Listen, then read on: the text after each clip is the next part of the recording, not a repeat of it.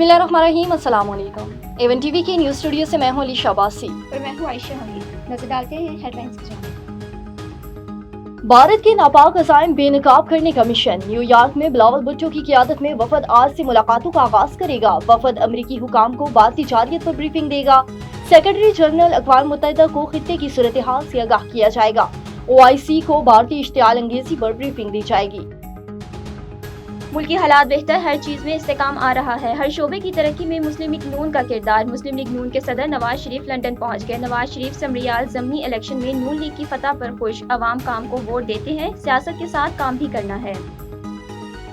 PP52 समड़ियाल ज़मनी election का मौका नून league के नाम। लीगी उम्मीदवार हिना अरशद बड़ाइच ने मैदान मान लिया।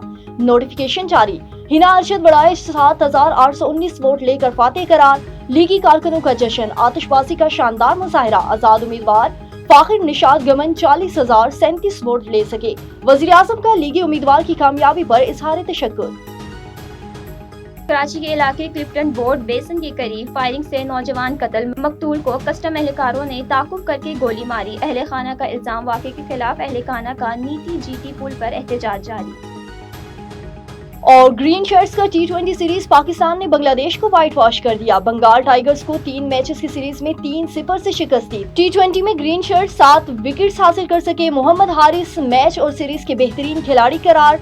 बेहतरीन इंतजामात पर चेयरमैन PCB की सिक्योरिटी इदारों की तारीफ।